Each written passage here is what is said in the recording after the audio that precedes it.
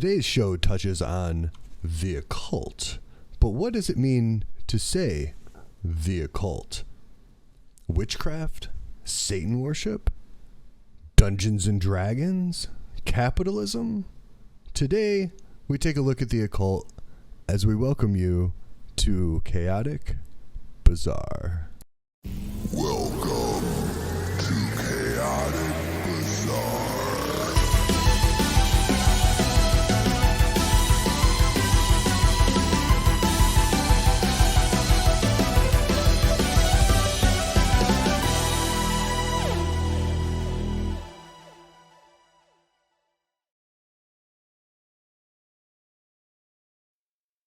What's happening, Lee? How's it going, Jay? It's going. We got some fun stuff on today's show. We got some serious and maybe not so fun stuff. Either way, it'll be very entertaining, I believe. Great. So, I think kind of what we wanted to start with on the show is I kind of gave away what some of the things we'd be talking about or questioning kind of what we'd be talking about. But we should probably start with no thanks, maybe later, Merriam-Webster. The definition of occult. Which has, a large history of being an umbrella term, but especially in recent times. It's a Greek word, and it means to shut off from view or exposure, and that's the verb. Not revealed, secret, not easily apprehended or understood. There's that word, abstruse, mysterious, concealed. So hidden, secret. Yeah, I mean, it's just something that's not well known or purposely obscure. Purposely concealed, yeah. I like that word, though. Abstruse. Abstruse. Yeah. Difficult to comprehend. Ooh. Difficult to comprehend. Recondite. Difficult or impossible for one of ordinary understanding or knowledge to comprehend. That's the difference between recondite and abstruse. Yeah. So one's for the posers, one's for the like, man, you really don't know this stuff, Chad. Yeah, one it's like you just can't understand the magic, and the other one's like we're keeping the secrets from you. Well, it's mostly used in like logic and in philosophy and mathematics by mathematicians too, for that matter. That's why I've never heard the term. Maybe if math teachers would have used the word abstruse a little more often. I'm just saying. Yeah. Let's go, math teachers. Well, I mean, every time I make a math teacher joke, it's one behind me in line at Walmart or wherever I'm at, unfortunately, it's happened to me twice in 2 weeks. So every time I make my math joke, it's a math teacher behind me, and I have to kind of like not explain my joke and just start agreeing. Too logical, I guess. I don't know. That's funny. Well, to change gears a little bit, because what we're going into isn't really too funny. As you can see on the screen, it says Satan's Children. This is originally from a news story from 1989 titled Witchcraft in the UK. And so we can already see they're adding witchcraft, they're adding satanic. They're putting just all this stuff kind of blanketly together, just kind of a scare sort of thing. I'm sure they'll call it the occult at some time too. Package it up and sell it to the public to do what you have to do is, I think, how I read that sort of stuff. Yeah, so let's. This story has some weird twists, and I'll take a look at some of the other evidence from it afterwards. To describe this story as horrifying would be an understatement. And if that sounds like a warning, then that's exactly what it's meant to be. It deals with the sexual abuse of children by satanic cults. And not only that, human sacrifices as well. We started investigating these secret satanic cults when a British Member of Parliament linked them with the ritual murder of children. In this day and age, it sounded too far-fetched, as did suggestions that the same thing might be happening in Australia. But then we met Teresa. She's only 15, and for 12 of those years, she's been the victim of relentless depravity. Teresa's story is both shocking and compelling, yet it's a story she's anxious to tell. But again, we should warn you that parts of this report may be distressing. Friends of family and strangers and my family used to rape me. Make me abort the babies I had. It would be hard to imagine more misery and suffering than what Teresa says she's had to endure. And us kids would be made to do things with the adults and the animals, and then a sacrifice would happen. The sacrifice, were these animal sacrifices? Animals and people. On what? Yo, what the fuck? Those are pretty serious allegations. That's crazy. And this lady has some 80s hair, like late 80s hair. It's feathery. That was a big thing then. Dark roots, blonde hair, feathered. Taste the JCPenney's catalog. What scale do you think this was happening? Enormous. Far beyond what we've ever heard of here before. Teresa's mother, Bridget. You're talking about mass murder? Yes. On a scale that this country's never heard of before. Like the old people. Mass murder on a scale that they've never heard of before. That is This a country, claim. this country's never heard of before, she said. I mean, every country's heard of some pretty crazy mass murders. Right. It's that English identity. I'm not distant. I live in America. For the first time, Teresa is learning what it's like to live with love instead of fear. In this quiet English village, with the help of her mother, she's slowly repairing her broken life.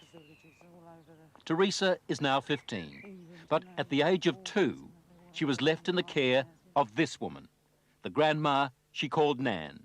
That's the best picture they could find of her. I'm pretty sure. And that, she says, is when her torment started.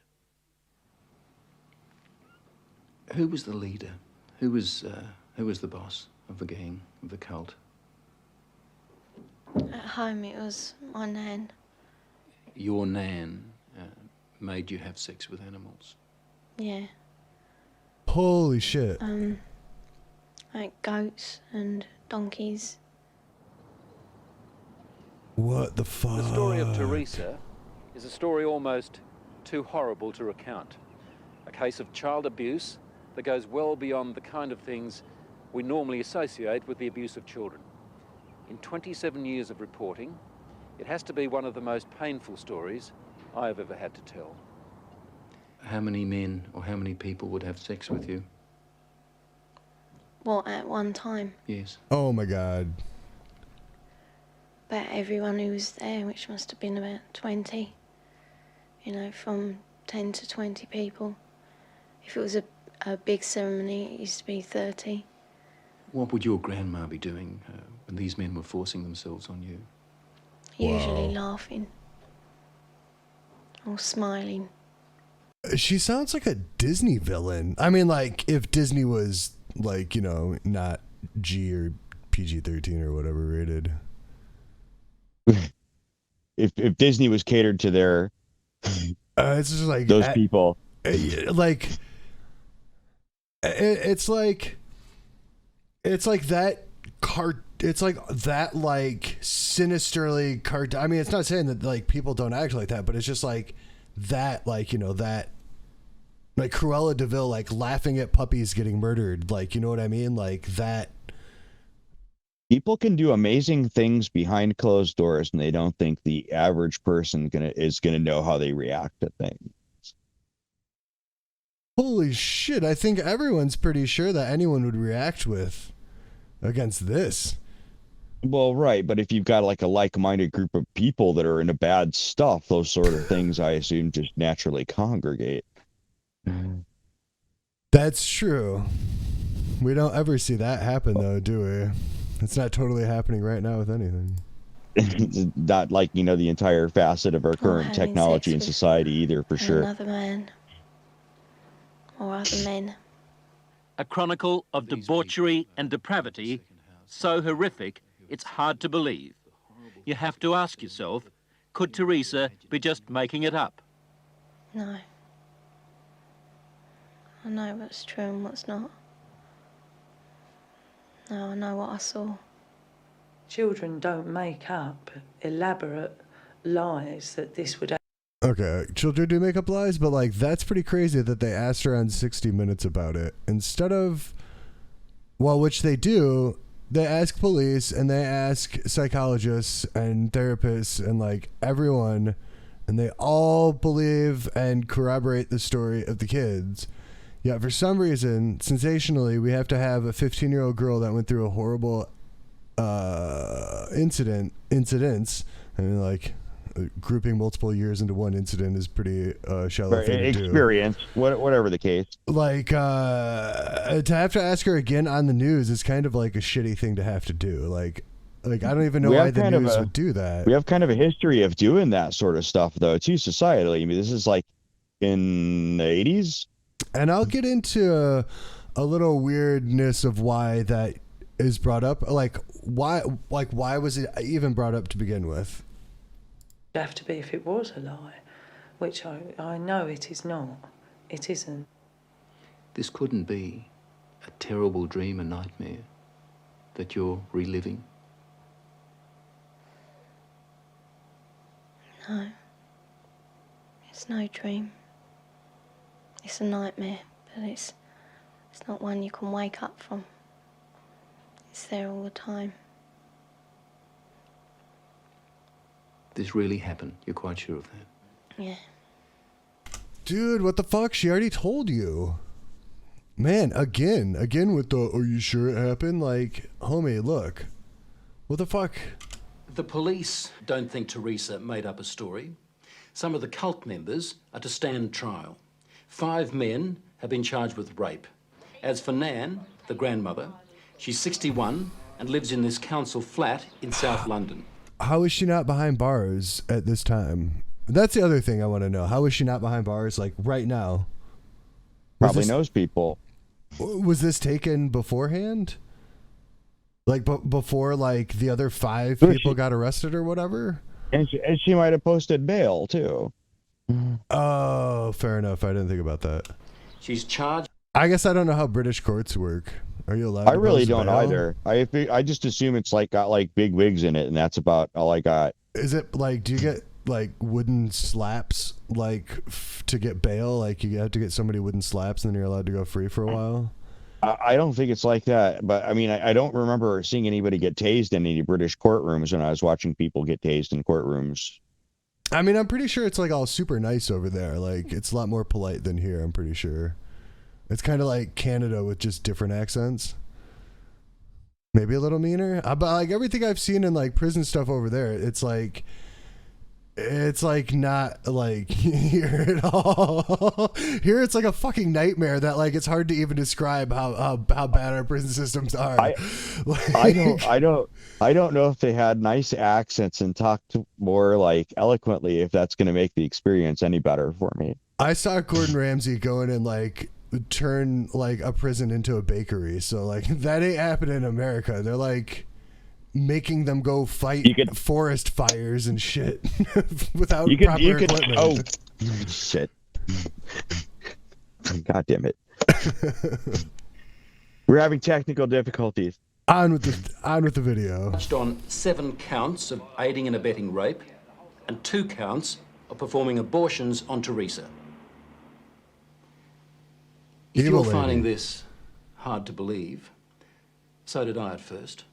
But then there are the medical reports, evidence of sustained sexual abuse. And there's this, a statement prepared for 60 Minutes by Teresa's psychiatrist. It says, in my opinion, Teresa's account is not the product of a psychotic illness, nor the figment of a fertile imagination. I believe her to be telling the truth. However, the reporter still feels like asking her like 4 or 5 times if she's lying about it. I know what's true and what's not. We also took Teresa's story to this man, therapist Ray Wire.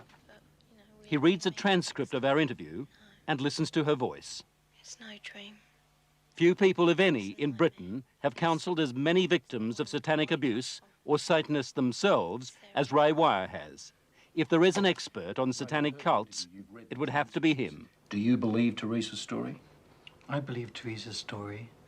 It's exactly the same story as I've heard from men who says they've done it. You've dealt with other cases like hers? Yes. 21 cases like hers, he says, in the past 2 years alone. Themes like they were put in boxes with spiders and worms. That's messed up. Spiders and worms and boxes. I am not cool with that. I'm not cool with any I've of seen it. But... teenagers do that to each other. Spiders in beds and stuff. I mean, pets. Like went through the trouble of collecting the spiders from like underneath bridges and then put them in the guy's bed because she was mad at him. That's just dating, though. That's different. Unbelievable. Unbelievable. That's a terrible, terrible thing to do to somebody. Well, it's mean. It's mean to spiders as well. Yeah, I would just Garfield that person. Where they were trapped in fear, where there was a high use of excrement and urine, where there was talk of human sacrifice. Take just one of those rituals, putting children in boxes with spiders and worms. Now, listen to what Teresa told her mother. And they had a coffin-like box that children were put in with spiders and snakes and the lid shut and left in there. I would have come out deranged. I could not have coped with that mentally at all. You have evidence to back up stories like Teresa's, that this is really happening? Well, we have that age of child, 6, 5 and 4, giving information that ties up with Teresa. How do those children know? How do those children able to describe rituals, to talk about ceremonies, to talk about sacrificing animals? How do those children know? No. Well, I mean, the news is literally talking about it right now. So, like, probably 3 years before that, the news was also probably literally talking about it. So, right. I'm not saying that the news is what's causing all of this. That would be silly. That'd be like saying video games cause violence, saying that the news spreads propaganda and misinformation is an insane thing to say, and that would be just crazy. Because we know it's true, and we wouldn't have to say it. It's just like a fact that we just kind of know, you know. The average person completely or mostly trusted the media in the 80s. That's well. See, isn't that crazy? I think no, because they used to have was it like the fairness doctrine? They had some other stuff where you can just blatantly the fairness lie. Doctrine and the cable news industry probably both, like the removal of the fairness doctrine, the cable news industry both destroyed the credibility of a lot of reporting. Yeah. Or at least that way we perceive it. Exactly. Yeah, exactly. Mayor's imagining it? You can't imagine those things at 3 and 4 years old, and you also don't have the evidence of anal sex abuse and oral sex abuse and all that other abuse that clearly... I'll give him that one. That's a weird one to have, but like all the other stuff you can see on TV like regularly. Those children have experienced and endured. During these ceremonies, was Satan, the devil, ever referred to? He was called Lucifer.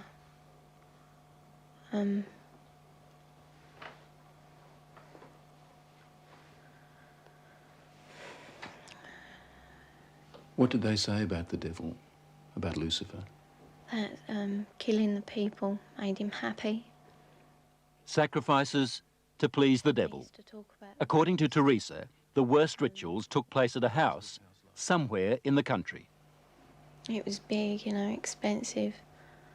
From the front, it looked like a castle. It had a long drive and big double wooden doors. Do you think they were rich people then? Very rich. That's it. It's the rich pedophile ring. It's global. That's it. 100% proof right here. But if anyone could do this shit and get away with it, like, especially with so many people involved, it's got to be rich people. Like, there's no way that, like, some poor people are getting away with that, because as soon as one person's upset, somebody's snitching on somebody else. Like, it's just Right. Well, and on top of that too, if you have a rich benefactor in a position of power, they're going to need, like, kind of sketchy people, and those sketchy people will get protected. And if you're getting paid off and you're like, like, I don't have to work, I'm just getting this money to do, like, these things that I want to do anyway. Like, and I'm getting covered for doing it. It goes back to even like before the Middle Ages, but I mean, it's been like that straight up for a long time.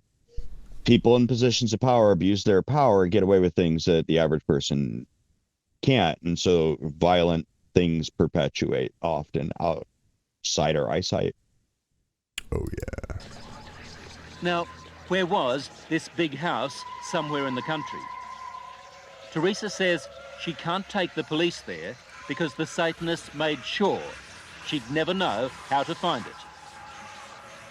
Teresa was always drugged, or on a couple of occasions she says she was knocked out, so that she never fully knew the route. There was a tramp who was brought in once, and he was killed. He was cut from his throat down to his stomach. Jesus Christ. And they ate him, or bits of him. They killed a man at a ceremony? Yeah. In front of you? Yeah, in front of all of us. Did the tramp, did this man fight back? No, I think he was, drunk or something. He seemed really dopey. He was laughing a lot when he was brought in. And he started screaming when they began to cut. After a while, he died. I'd seen a few killings before then. Although I wasn't used to it, that was the worst one. I really don't know what I thought.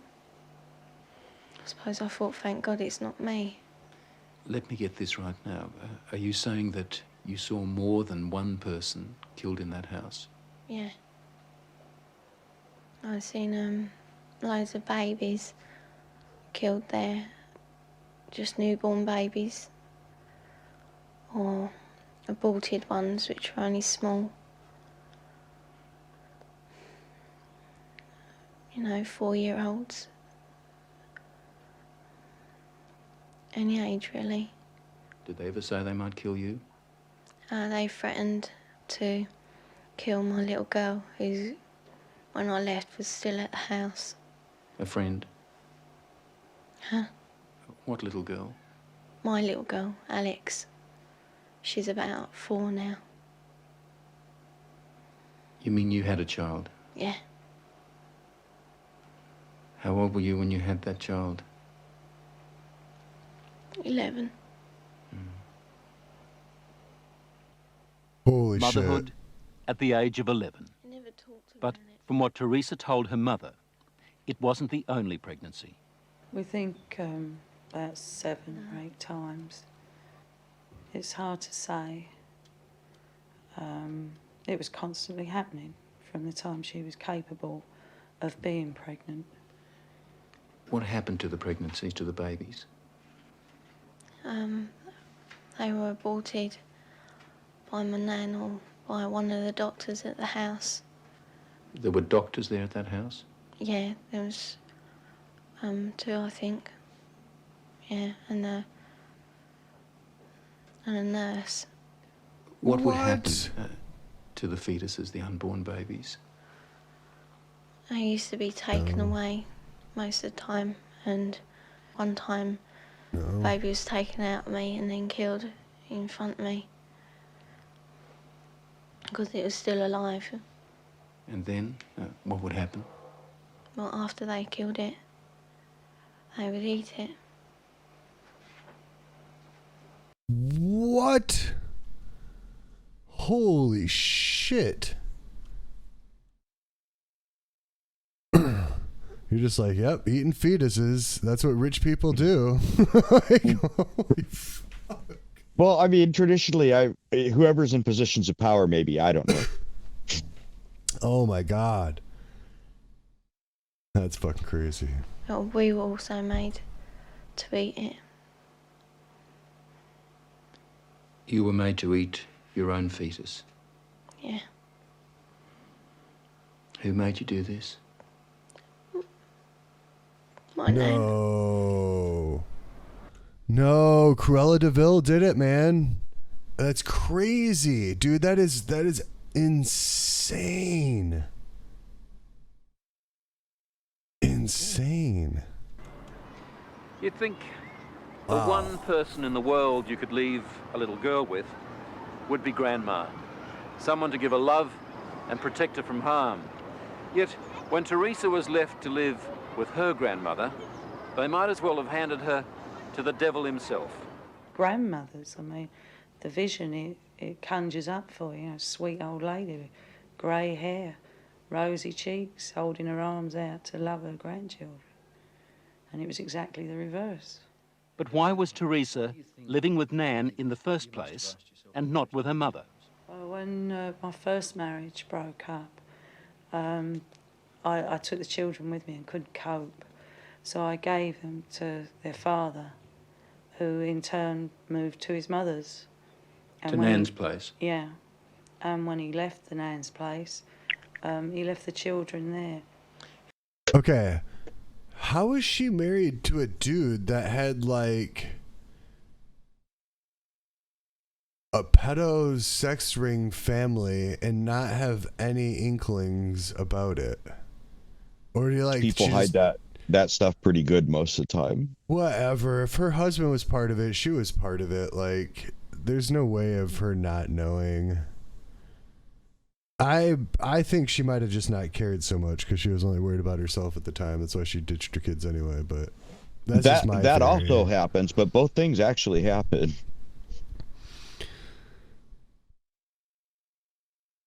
How do you feel now towards her grandma and the other people who did all those things to your daughter? They disgust me. They are the worst form of life this earth has had the misfortune to create. Vile. Did you ever try to run away? You must have been frightened. A couple of times I did, but my uncle, he caught me and brought me back. Going to the police? Did that occur to you? No. No. I thought it was normal, even though I didn't like it. I mean, you don't like to eat greens, but somehow, I thought it was just her being called to be kind or something like that. Holy she shit. said to me it was something that everybody did. She thought, like you don't like going to school or the dentist, you don't like going to the black masses. It was never any different. I didn't have nothing to compare it to. All part of life, Teresa thought. Even a miscarriage one day at school. Yeah, I asked the teacher if I could go to the toilet, and she allowed me out. I went into the toilet and the baby was in my knickers. I thought it was dead, but it wasn't. It was still moving. And yet no one at school knew? No. Saw That's anything? what I'm saying. No. No one at So school if they knew? did, they didn't say. No, she was treated for a high temperature, fever, nothing more. What did she do with the baby? She kept her for a while because she was frightened that they'd use the child as part of the rituals. So she turned the pencil case into a little coffin. Apparently she put roses in to make her smell sweet, put a letter with her, pictures of herself and her brother, a picture of me. And then I put it down the chute because I didn't want my nan to get it. As we said earlier, the police have already charged some members of the cult.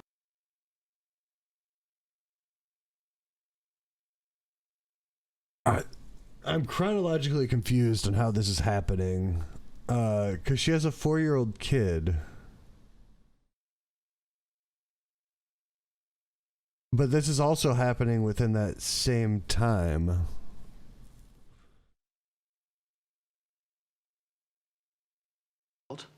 And we know they're also investigating Teresa's accounts of those ritual killings.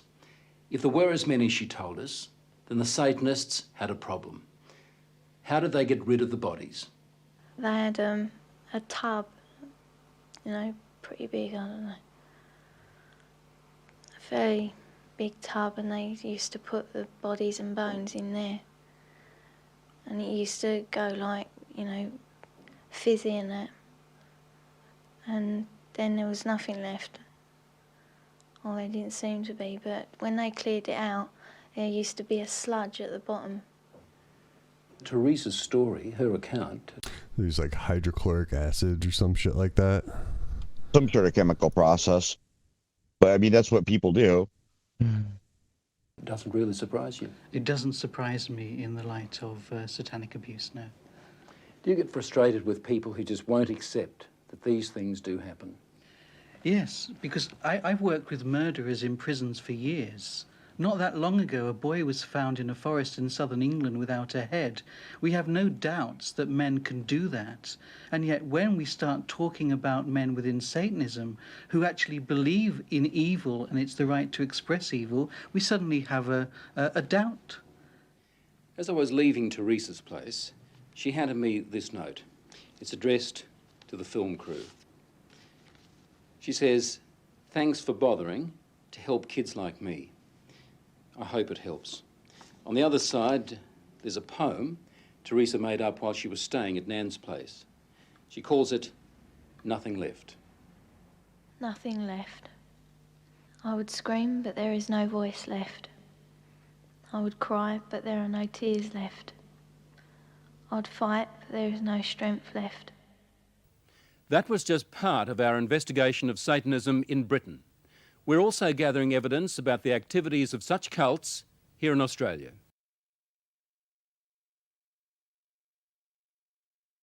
Holy fuck. I don't know what sort of sick individual would do something like that.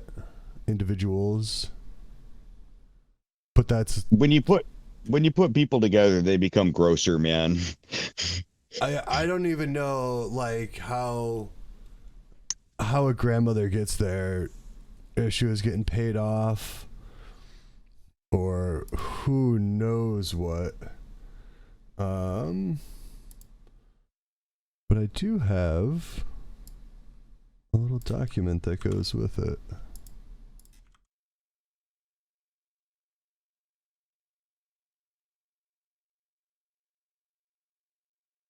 And this is obviously a report or meeting notes from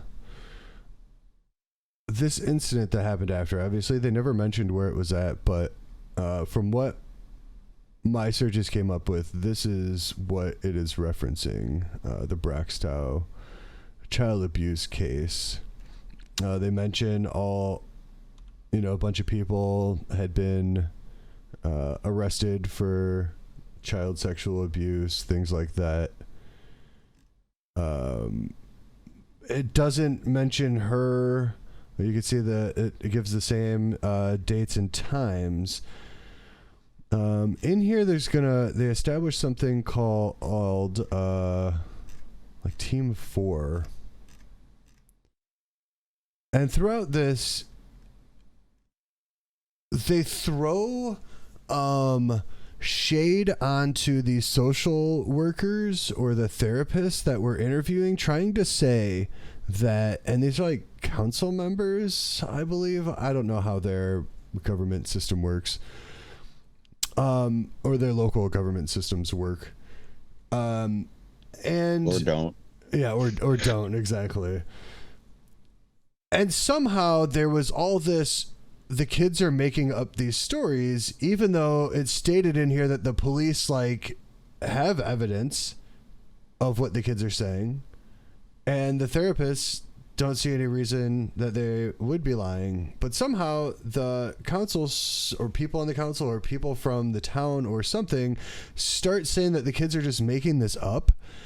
And so, like, some of the story is kind of like, that is some weird stuff that is questionable. But then at the same time, it's like, so are people trying to muddy the waters because, you know, they're being paid off, they're involved, so they're just saying, oh yeah, the kids are lying about this to try and like throw a bunch of confusion to it, so you can't say, oh, this is 100% proof that this is what it is, or whatever, you know what I mean? I'm guessing that happens a lot too, so it could be that. Yeah, I suggest anyone can look up these documents. If you look up the Braxtow case, there's quite a bit to go through. But basically, it was just like, they don't really talk too much about anything satanic. They talk about like ritualistic stuff, but generally in the terms of ritualistic abuse that they were carrying out. Yeah, see, they reference Team 4 a lot throughout this document. But yeah, so like, it's legit a thing. I couldn't corroborate if like her 4-year-old child was ever actually a thing, because there were a bunch of, it's like, she wasn't the only one in this. There were a bunch of kids that got linked to this, and there were this, it ended up being like a family, and this is how they phrased it, family and extended family, but like that were doing this whole ring, and it was just like all incestual or whatever. But like, I don't know how much that is if you take in like some of the children's stories into consideration, but I don't really want to go too much into it as I'm scrolling through it on here. Like, you can just see how much there is to it to get into it if you're really looking for it. But what I do have to say is, if there was some sort of satanic or witchcraft, because you notice they don't mention witchcraft in the story at all, even though the story was originally titled Witchcraft in the UK. I mean, it seems like occult ritual sexual abuse to me, but they're purposely choosing their wording. Right, but there's no like mystical thing going on. It's just people abusing children for like their own pleasures, really. There's no like, you know, or at least like apparently not. All the so. symbolism and stuff is more what I'm talking about. Like, you know, the person calling themselves Baphomet or whatever, the whole like breaking the person by putting them in the box, the whole degradation of eating the flesh. I mean, it's got the trappings. I'm not saying it is mystical at all, but it's definitely got some trappings, and it's being portrayed in a particular manner by the news. And I don't see the word Satanist anywhere besides the whole person posing as him, if that makes sense.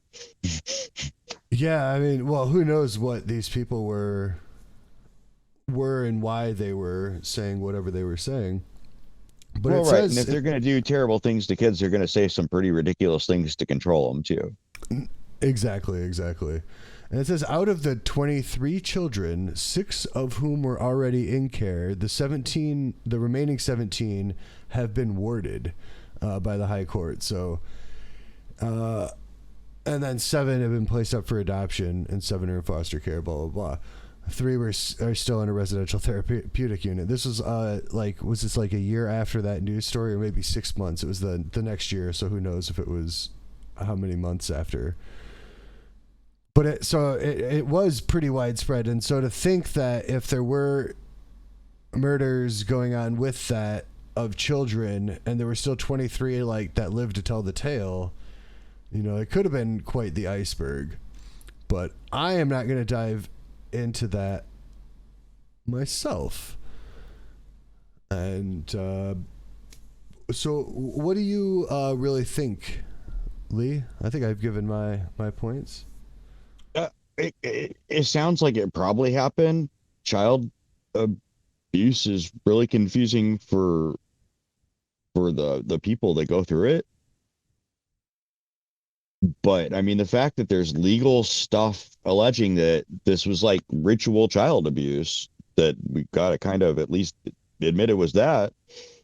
That's what it seems like to me, at least. Whether there was really an actual occult element as opposed to how it's just being perceived and how it was presented, I don't know. Right, exactly. So that was kind of my thoughts too, were the people just, like you mentioned, just saying crazy shit to like make the kids think a certain way or be afraid of a certain way or whatever, or like to throw them off, you know, or, you know.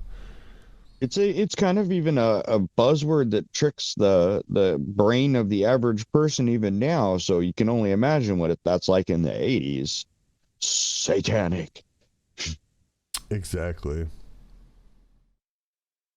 So Haley, you been listening to any music lately? Yeah, a little bit here and there, a little bit of synthwave, a little bit of industrial music. Nice. Love that stuff.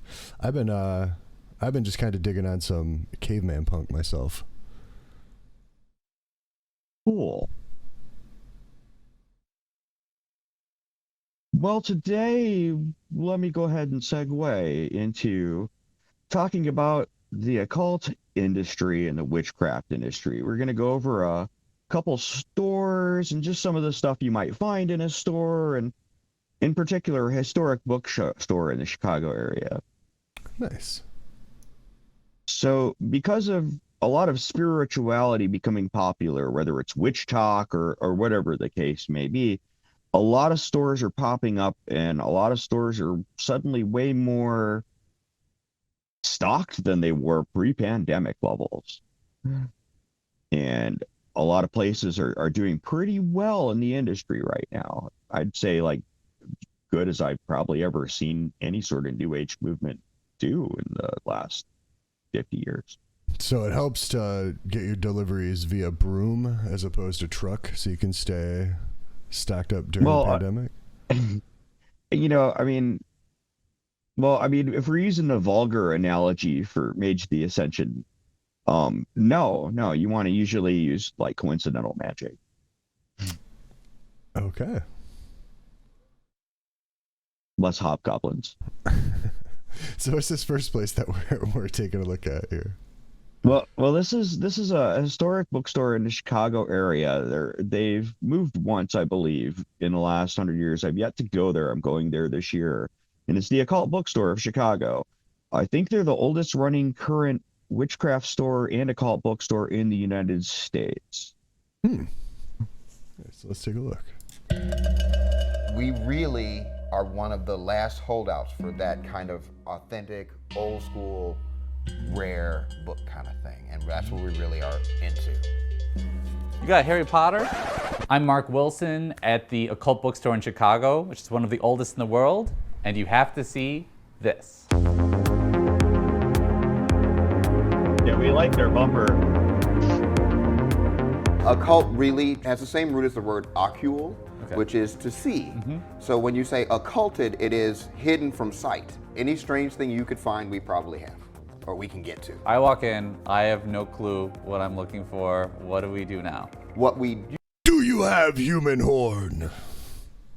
usually do is we'd say, okay, go around the store and just look at things. And if something attracts you, if something calls to your eyes, we tell you to grab it.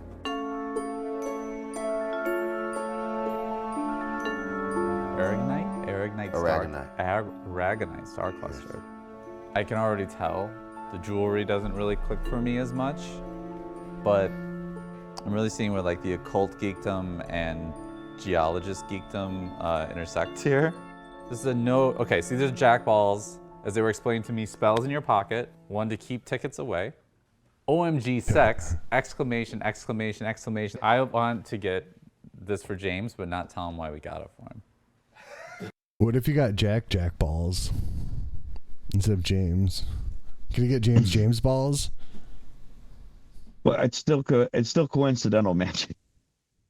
And there's cutaneous. What does that mean? What does coincidental magic mean? Just like, oh, it just, as a matter of fact, happens as also opposed to vulgar. So like your idea of throwing a fireball, but most conditions would not be something that would coincidentally happen.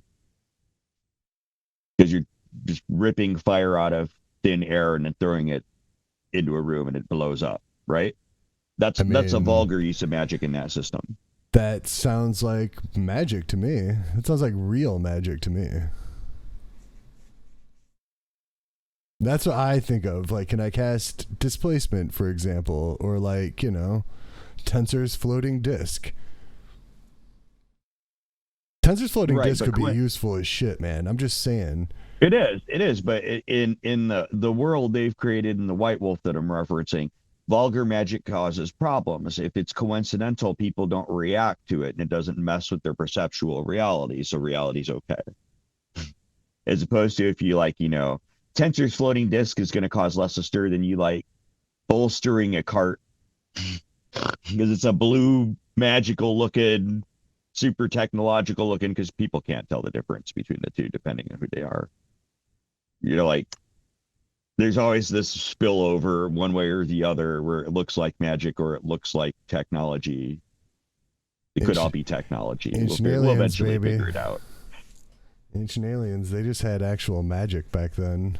They knew the right spell components and somatics and verbal components. Well, if the aliens are magic wielding, I think we're in even more trouble than I assumed we were in. Yeah, because not only do they have laser guns, but they can throw fireballs, dude. It's going to be crazy. What do you think illithids? Illithids are like crazy space combat people, high tech, and they're psionic, and they can control your brain and throw fireballs. So besides all of that ridiculousness, they have high tech. So you need a juggernaut. You need like a juggernaut helmet and a bunch of salt. Does salt hurt mind flayers though? It might stop the mind slugs. I mean, but could brine up their birthing pool or whatever. Yeah. They could probably just heat it up too. Let's see if they talk about that in here. Let's tell them it did something different. Hey, James, this is for you. Oh, thank you. Here's Jack's balls. What is it? Spell in a bag. That's what it is. Spell in a bag. It looks like a truffle, kind of, but you don't eat it. You just hold on to it. And just keep it close to my body. You might want to put it in your pocket, heart, whatever. I have no heart, so yeah. Okay. Topaz. Self-confidence, creativity, clarity, peacefulness, psychic ability, and inner guidance. This feels like almost like the cheat code. A purple ion stone? I didn't know they sold those in stores. Yeah, those will definitely give you a bonus. I think it's like +2 wisdom. Something like that. I mean, I'm sure somebody's done that as cosplay. It's actually a pretty tough call. That'd be a dope cosplay. So, do you remember your dreams? Sometimes, but I used to more. If that makes sense. Yeah, totally. A lot of times what we will do is we will make a dream pouch for people. We will put different herbs in that, and we will ask you to put that in your pillow. It'll smell nice. It'll have these different energies in it. It tends to affect your dreams and the recall of them. I'm leaning toward that. I like that. To me, that would click for me. Of course. Now, whoa, that's a big dream pouch. I know, because I got to give you enough herbs to put under it. This, I don't want to say I like dream harder than other people, but that feels like I imagined a dream pouch about this big. So, do you think it's more effective the more of it that's in there? I think it's more about the idea of the item than it is a amount. Yep. What drew you into this? Oh my gosh, I was 16. I was raised kind of Christian Scientist, which is very swag. stoic if you know them. They're very silent and we can heal ourselves. To Baptist. My mother was Baptist, so that was all, praise the Lord, fall down, God's descending. That left me with this kind of polar framework in which I kind of developed in and learned about religion and the other. So people come a little bit lost sometimes, or at least confused, I would imagine. Lost, confused, or seeking a common ground for people who've been ostracized in a certain way. So smell this. See, I'd be one of those confused people because I'd be like, okay, so where's the like +2 enhancement items? So you can only imagine some of the horrifying things I've told to my ex-girlfriend back in the day during my childhood under such circumstances. I used to call myself a psychic umpire. So I could call baseball games from here. How'd that work? Because, you know, they're all psychic vampires. Well, basically I would just be like, they're out! Suddenly. And then look at them. I don't think they thought I was very amusing. And tell me safe. that does not smell Whoa, very it's unique. intense. Yeah, it's a comforting smell. Good. So we did our job.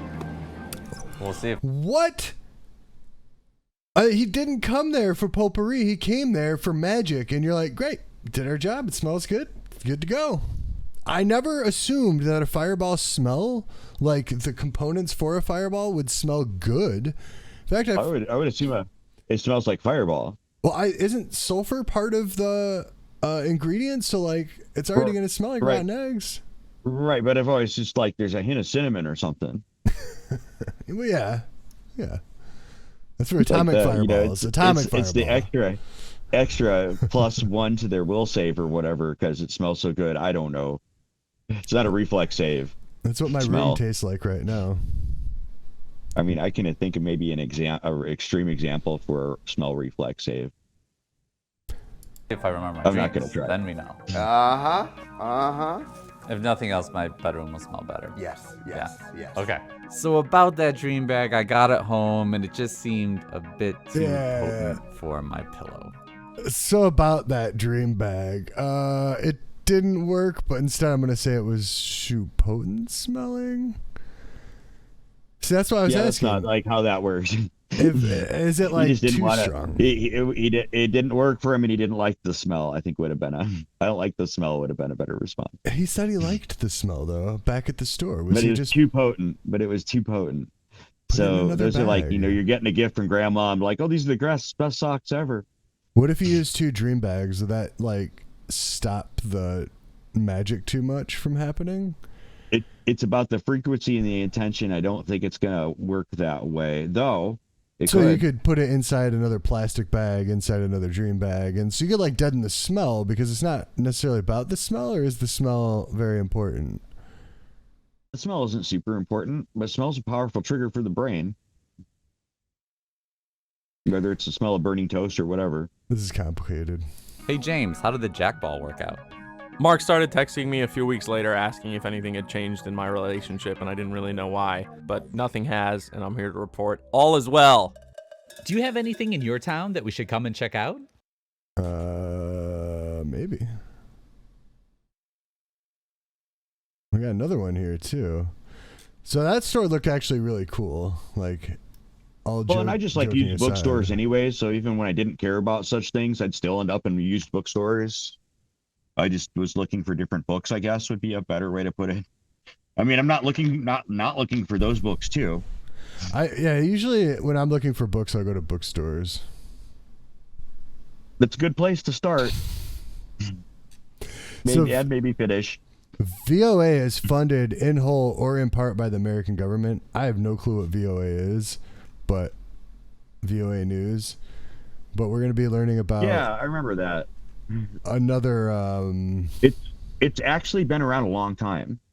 The Voice of America English News, it's got like a long history, even I think pre-World War II, actually. It used to be one of those things you could trust before the Fairness Doctrine was destroyed. So none of us know how much money is going to these people then, huh? It's just kind of secret. It's kind of like... Well, I don't hear anyone talking about it. I hear everyone saying, oh, NASA, what do they do with the money? You can obviously see what NASA's fucking doing with money. But, like, I've never heard of VOA, and I didn't know they were funded by the government. So what are they doing with this money? Putting out 3-minute videos once every 100 years? How much money are they collecting? No, I think they're a little more active than that. They do have 2 million subscribers. Broadcasts currently worldwide. I don't know. So it's like it is propaganda, but it's propaganda for abroad. We don't have to be It's like that. like selling America. You can just call them abroad. women. You can just call them women. You don't have to call them broads. It's cool. Shortwave broadcasting even before World War II. Let's pop my VOA cherry here. I just want to give a shout out to Toys R Us, RIP, but we still have Spells R Us, so unrip. It's probably already taken. This is Spells R Us. We're about to look about it. Oh, yeah. It's loud. Quiet you down a little. My name is Stacy Rapp. I'm the owner, I guess, manager, whatever you want to call it, of Enchantment in New York City. We're out for the day. We're invoking for the day. We want to bring a certain energy into the store. Is it legal to smoke so in we tend New to York? do the days of the week. Today is Thursday, so this is Jupiter. We sell a little bit of everything.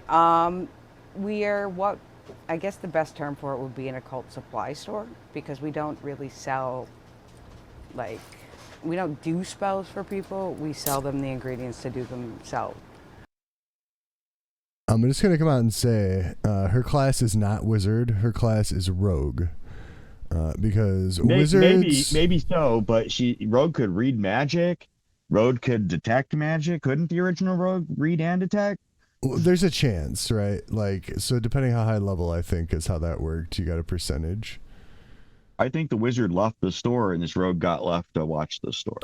I'm not so sure there are wizards. I think there's just a bunch of rogues claiming that they have wizard stuff around, and all the wizards are off wizarding around at Hogwarts or whatever wizards do these days. Or Caltech, wherever.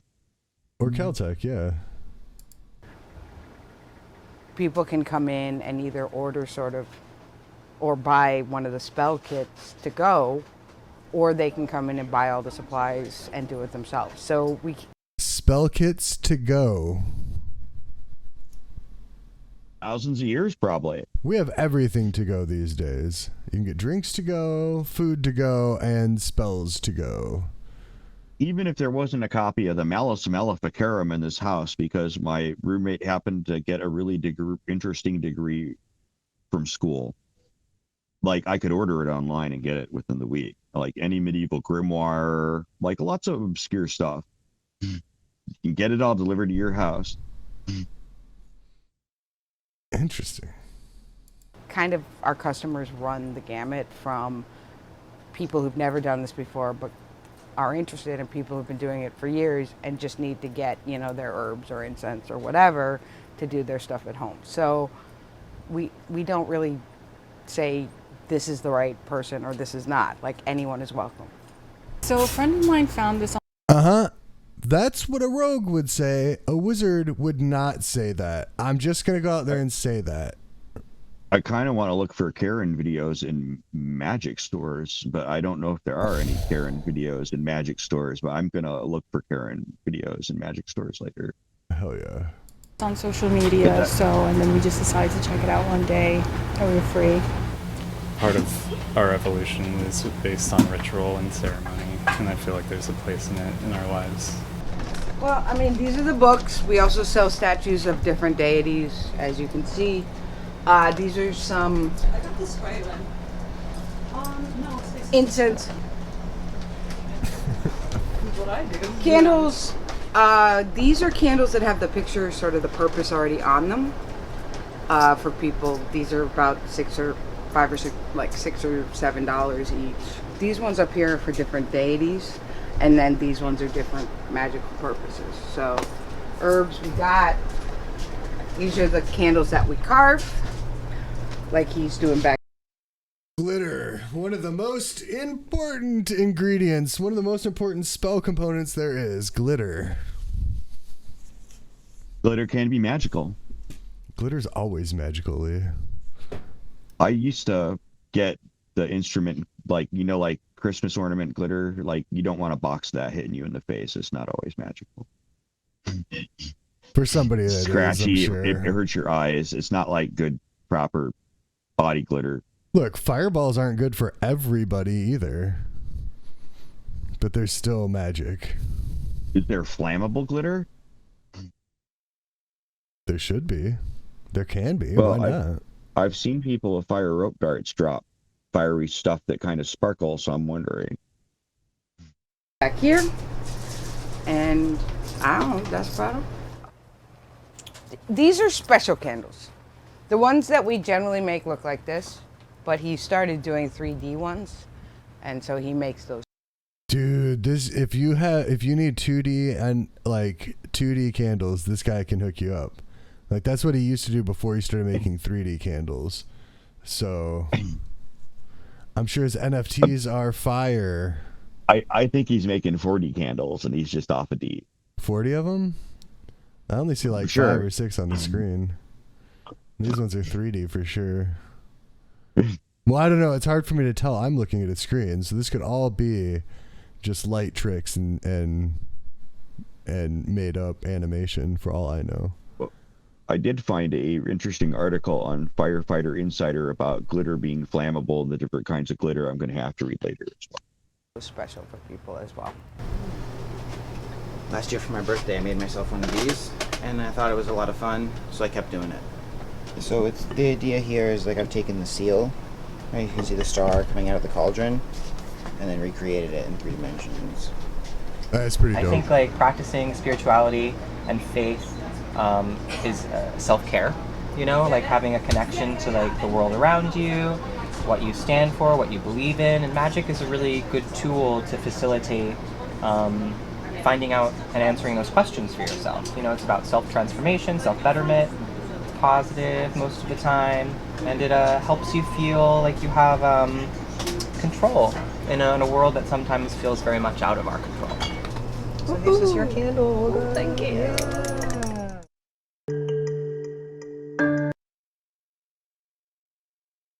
If you can cast Control Person, Charm Monster, then Well, I mean, I'm down. But I mean, we still need a monster. I mean, I'm just saying, half of your plan. Oh, a Charm Person, that's a lower level spell. Right, but you'd need both for the second one. People are for sure real. Well, I mean, there's philosophy that might digress and disagree with that as well. It's not mystical in nature. That's true. That's true. Well, I think some of it's kind of cool. I like that you can get some of the herbs that you might not be able to find in other places. I'm not sure if they're all good for cooking with, but some of them definitely. Oh, I'm sure not all of them are. Like, I don't think we're going to be putting mugwort in our mac and cheese or whatever, but I mean, like, you know, for all I know, I'm supposed to. Yeah, man. It's all about that balance. You need that. Got to balance your mugwort and your mac and cheese. Yeah, you need that mugwort umami to get that flavor. I think both what you said and I said are both in the Malus Maleficarum. No, that's funny. It's somewhere in the house. I'm not joking. There is a copy of the Malus Maleficarum in my house. We'll have to do an episode on it someday. We just don't know where. There's other grimoires around the house too that aren't mine. My roommate doesn't believe in magic. It's interesting. Much like myself. Do you have anything else to say on this occult capitalism that we have going on here? Well, I mean, hopefully I can trade stuff too, but like I'll be liking to check out and go to some of the places that are still practicing or coming up this year, including the Occult bookstore. That'd be cool. Maybe you can do an interview. Yes. I've already expected, and I probably can do an interview. Nice. Well, I think we have a word from our sponsors, and we'll be back with another story. Excellent. You know what really make Ugg mad? Is wasting money on CDs when all they do is suck. Yeah, tell him, white boy. You got a CD called Punk. It's loaded with favorite tunes, man. Yeah. Just listen.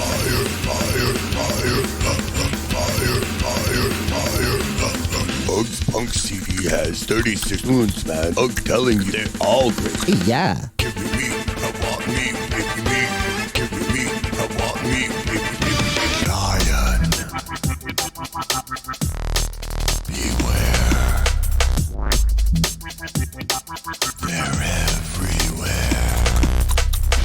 can only get Ugg CD by calling 800 number 9. Yeah. So order now. With the dinos, don't fuck with the dinos, don't fuck with the dinos.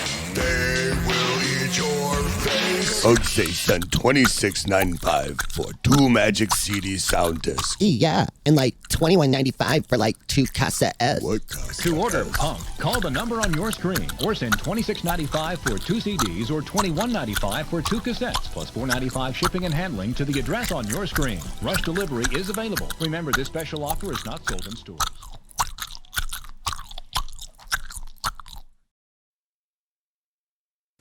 Your dungeon master has placed you in a dreadfully precarious position. You're playing the most phenomenal game ever created. Your Look at these Satan worshippers. from your first glimpse of the enormous beast. It's a product of your imagination. Survival depends on a quick, decisive move. Your choices are limited. Stand and fight, or run. Use your lightning bolt. Victory is yours. Win the treasure. TSR Hobbies, Dungeons and Dragons game. Yeah. Products of your imagination. So that's the books I started on. I still don't understand The why they box set. scream when their wizard casts the lightning bolt. It's exciting. It's a level 3 spell. I'm gonna scream every time I cast a spell in Dungeons and Dragons. I've been doing it wrong the whole time. Yeah, I mean, you don't already do that? I mean, we've never played together, but I No, thought we that was haven't. standard. We're like, gonna solve that though too. Wizards are always like yelling. Loudest people at the Not table like that. generally. Not like Screaming that. every time they That's not been cast. my experience. It's the rogue talking the most crap most of the time in most of the games I've been a part of. Yeah, I'm used to rogues shrieking and not like, like screaming like that. They're like shrieking in horror and being afraid of stuff because they get themselves into too much trouble. So do wizards, though. But yeah, so back in the 80s and probably still today, D&D is considered evil by some people. I'm sure it's still today. And we're gonna take a look at a 60-minute special from 1985 on the matter. D&D, and it's become popular with children anywhere from grammar school on up. Not so with a lot of adults who think it's been connected to a number of suicides and murders. The idea of the game, which is played by highly imaginative and intelligent kids, is to assume the role of one of the characters. One game can go on for weeks or even months. The problem seems to be that some kids take it more seriously than others, take it a step further, playing a character who brings them the power in a game they couldn't possibly get in real life. I don't know if anyone makes a character to do mundane things like, yes, I specialized in washing dishes and cleaning. There were mechanics to do like 0-level townspeople though in the original DMG, if I recall. Though I'm not recommending you play as one. Yeah, I mean, is it kind of part of an RPG is to like do stuff you normally couldn't do. It's kind of an interesting campaign idea though. Like a bunch of 0-level serfs. Well, you could make it work. Like I could think of an awesome RPG where it'd be like cooking competitions, right? And like that's the battles that you're having to like make sure that you're hitting like all the temps right in the right times, and like the oil was the right, and like you did everything right. Otherwise, like you start losing points on your dish, or you can't beat the boss that you're fighting against. There's all sorts That's one of the things. That's one of the things I liked about Paranoia. They always had like special rules for battles in each individual model, whether it involved like bottle caps and string or not. About 2 months ago, a green eyeball was seen up in the sky. This eyeball was so big it blotted out the sun, okay? These young people are... blotted out the That's a sun, heck of a okay? He just seemed like he was frustrated. That was like the 5th time he had to tell the kids, like, all right, it's a giant green eyeball in the sky. Okay? Okay? You got it? You listening now? But he's playing with kids. I mean, that's your option then, because you were a kid, but That's true. That's true. playing Dungeons and Dragons. It's an enormously complicated game in which each player chooses an imaginary character he'll assume. There are dwarfs, knights and thieves, gods and devils, magic and spells. It's a journey into a land of fantasy through complicated mazes where you use your wits to kill your enemies before they kill you, all in a quest for wealth and power. The Dungeon Master orchestrates and referees the game, creating scenarios both complicated and terrifying. There is no board, only the dice. I've never seen dice. So they mentioned the wealth and power, which I mean power because you're trying to get a stronger character. Like if I'm referencing the new games, but it's maybe not necessarily like isn't like that anymore. But definitely in first edition back then, like gold equaled experience too. So if you found a pile of gold, like 100 coins, you'd also get 100 experience for that. And that was right. That was so written in the rules. So if you stumbled in like 10,000 gold, you've gone up a few levels. Boom. I don't remember where the breakdown is for first level, but I mean, I would think that'd be like 5 levels or something. I think First like edition, I meant. Yeah, I think like a caster was like 2,500 XP. Right. They were different for different classes too. Like you were a druid, for example. Yeah, like rogues were only like 1,500 because, like, I don't know, it's easy to be a rogue. I don't know. Right, to stab people in the back and steal crap, I guess, and hide. Dice like these, all different sides. Six-sided. What's the point in that? They're for different things. The four-sided is used mainly for damage from a dagger and dart, and magic users' hit points. Hit points is the damage. A magic missile, motherfucker. That's what we use D4s for. That's what I think. That's why I had like, a whole bag of D4s is for magic missile. He had a perfect opportunity to explain +1. You can take before you die. There are those who are fearful that the game in the hands of vulnerable kids could do harm, and there is evidence that seems to support that view. Timothy Grice, 21, a shotgun suicide. The detective report noted D&D became a reality. Irving Bink Pulling, 16, an avid D&D player, a suicide. Daniel and Stephen Irwin, 16 and 12, a murder and a suicide. The police said they were obsessed with the game. James Allen Kirby, 14 years old, charged with killing his junior high school principal and wounding 3 other people. Police are blaming D&D. Jeffrey Jaklovich, 14. Stephen Loyacano, 16. Michael Dempsey, 17. And the list goes on. The company that makes the Dungeons and Dragons material is TSR Incorporated of Lake Geneva, Wisconsin. They estimate there are 3 to 4 million kids who play the game. Last year, they grossed nearly $30 million, with Dungeons and Dragons books and paraphernalia accounting for most of those sales. Gary Gygax owns the company and invented the game. Dieter Sturm is the head of public relations. There are a number of cases that have been documented where there is some connection between D&D. I'm not saying that D&D is the cause of the death, but paraphernalia from the game has been found at the scene of the death. Notes. Paraphernalia from the game. What do they have, like D20s?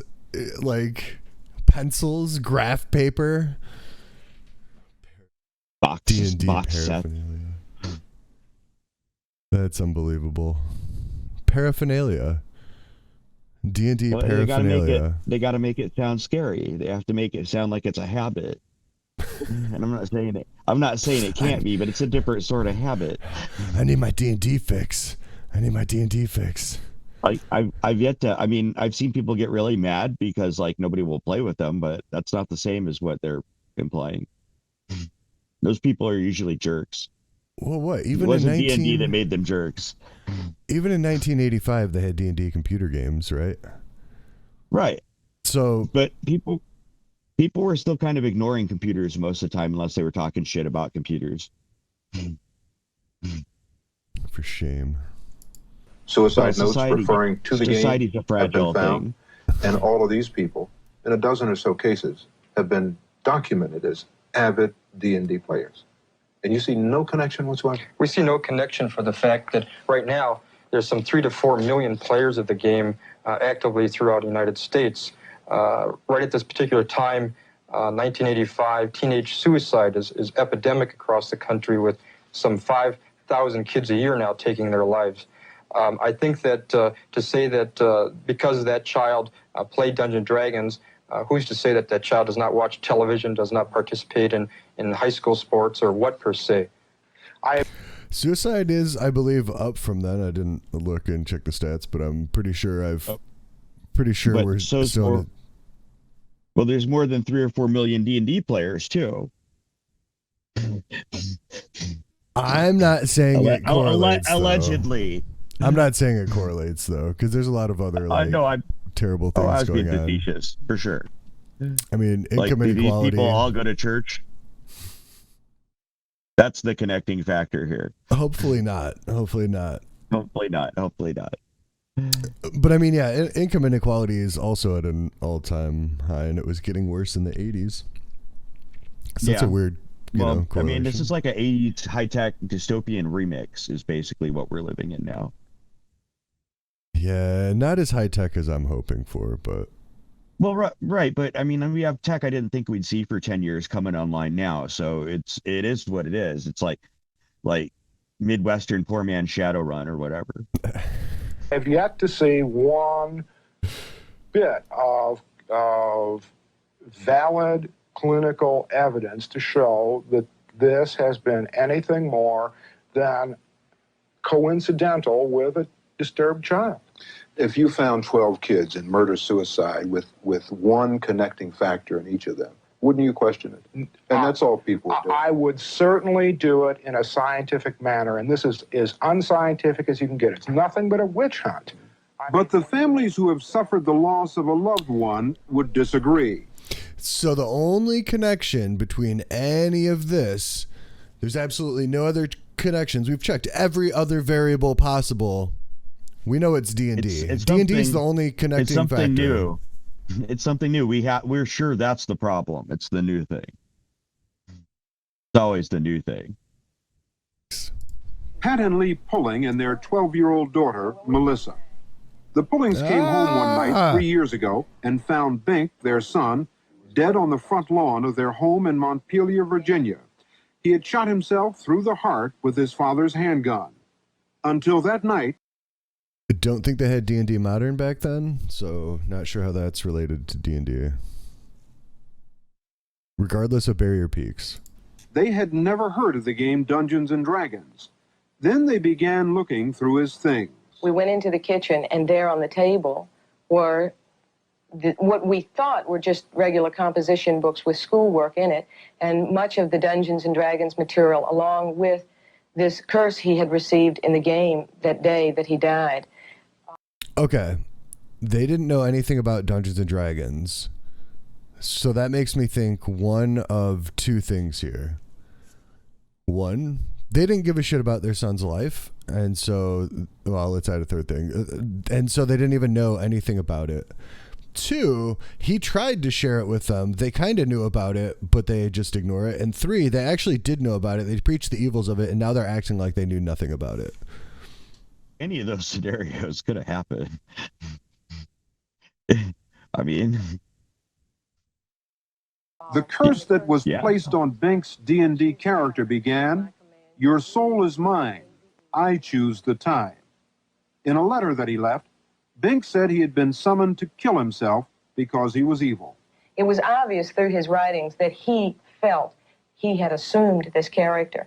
But what I couldn't get into my mind was, is it possible? How could anybody do that? How could a 16-year-old that is smart, intelligent, why would they believe that they were something in a game? And why would they kill themselves because somebody else said to do it? Your son was well-adjusted? Always. He had never had psychological problems. He was healthy, even physically healthy. Well, we found that there's been numerous parents who say that the child's had no problems and such. Very conclusively, we go back to details of reports of classmates, of teachers, of friends and such, who very much kind of show that the youngster didn't fit in to school. He had outside problems and generally problems with his family. We know that in the... Oh, imagine that. When they actually dig a little bit deeper, they find out that maybe not all was well at home and school and everywhere in their life.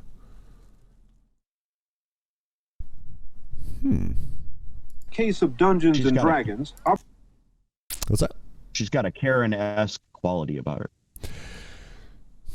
We are witnessing very early evolutions of Karen right here.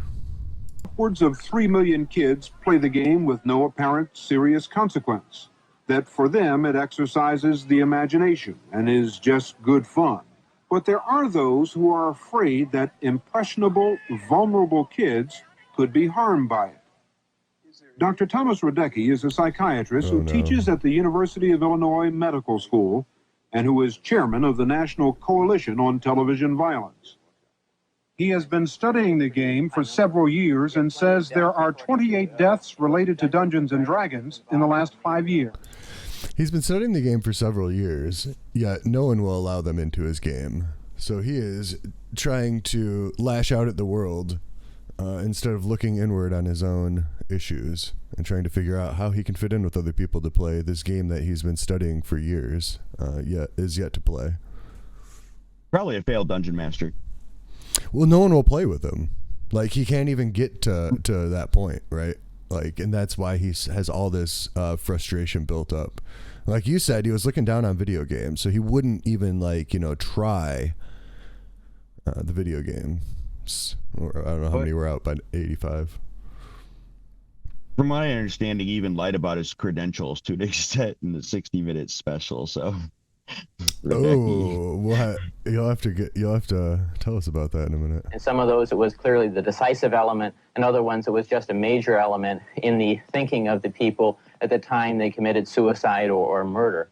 It's not coincidence, not when you have careful documentation, you have careful notes, you have eyewitnesses. For instance, one case, the parents saw their child summon Dungeons and Dragons demons into his room before he killed himself. Another case, the kid... Okay. Specifically Dungeons and Dragons demons? So, like, somehow the Dungeons and Dragons demons exist in the real world, but not the ones in the Bible or any other book that pre-exists D&D by, like, many hundreds of years. Well, right, but the ones in the Bible, like, don't have stats. Not that, like, I mean, they didn't have a challenge rating yet, but...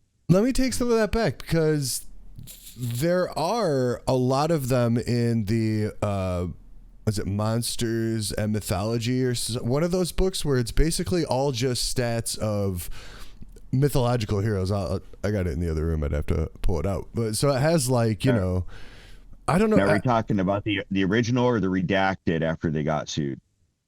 Allegedly. Oh, I don't. There's two versions of deities and demigods. Well, this isn't deities and demigods. It's called, like, Monsters and Mythologies or something. But it was like a first edition monster manual supplement. That would be the redacted one. I've got both. Okay, but yeah, it has, like, I think Gilgamesh is in it, and it has, like, stats for all those. I can picture Gilgamesh characters. I don't know if Muhammad was in it. That'd be They didn't do any of the Abrahamic gods. See, I couldn't remember if they had Christian angels stats listed. No, but in D&D they have. I don't even remember if there were generic angels. I swear there were in first edition. Well, yeah, I think so. But I mean, like, they were just like generic. I'm Googling generic angels. I'll add D&D in a second.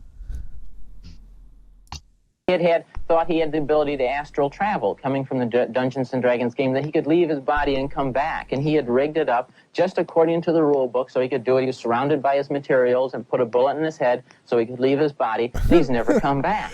Okay, I can honestly tell you that a bullet through the head is not part of the components for astral travel. Because you can't kill yourself if you want to astral travel. That just doesn't work. You have to have a body to come back to from astral traveling. Otherwise, your soul's already severed and you can never make the astral travel. I'm pretty sure that's how that would work.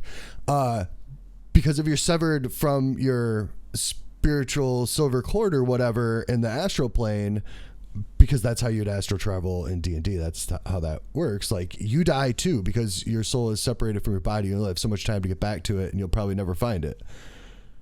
Well, I mean, it is kind of built in the analogs of how it's perceived in the mystical community too. Yeah, but this dude's saying, like, this is straight up what they said to do in D&D. And, like, I'm sure they don't have, like, they might say it has a verbal, a somatic, and, like, a material component. And that's, like, all it's really going to say. It's not going to, it may tell you, I can't remember in first edition, if it tells you, like, some of the components you might need, like, you know. There's a surprising amount of information in first edition. Right, I mean, even in third, I think it says you need like a pearl to be able to cast Identify and like a diamond to cast Res and things like that. Like that still carries forward. For sure. And there's some correspondences there, but it's nothing like first edition. Yeah, but even so, I don't think anywhere in any of the books it tells you how specifically to astral travel. No, it doesn't. But there's enough specific information that could lead you in the right direction for other information. First edition easy. It wasn't even a concept the average person had then either. It's supposed to now we're just like, yeah, it's a magic or a science fiction thing. Yeah, but there's no way in any of that it leads you to finding a gun to use that as part of your spell components. We come back to the bullet that they're interjecting into the. And like I said, that's just that you're done. Like you fail your concentration check. You're no longer astral projecting. Like I know there's no concentration in first edition, but like, you know what I mean? Like you don't have that. Like it has a different system, not like third editions. There is like getting hit while you're casting a spell sort of concentration, but that's not the same as the Constitution plus your skill. Roll a d20, that sort of thing. Well, I hope he's learning to play in jail. Is he in jail? He is in jail. He is currently in jail. After a long and illustrious career of being caught as a fraud, whether it's about his university credentials or other things he was involved in, he eventually lost his doctor's license in the opiate trade after repeated offenses, and he's currently serving an 11-year sentence. So he has time to learn. He was doing the wrong RPG, man. This guy was LARPing instead of like, if he would have just like picked up the books to play them instead of just like, you know, if he could have gotten a group together, maybe this wouldn't have happened to him. People will go to great lengths to not grow at all and end up in jail. And, you know, I'm not saying that's, you know, why everybody's in jail, allegedly. But I'm saying like that probably happens a bit here and there. It's a slippery slope, man. Just like look at yourself and be honest with people and don't scapegoat people, I think is probably your best bet, whether you're fighting with Dungeons and Dragons. This is make-believe, and nobody's murdered, and there's no violence there. I mean, to use an analogy with another game, who is bankrupted by losing a game of Monopoly? Nobody is, because the money is make-believe, the property is make-believe, and the bankruptcy is make-believe. It is not like Monopoly. There is no board. It is role-playing, which is typically used for behavior modification. If you're using... What? Behavior modification? Unlike church. Church doesn't do that at all.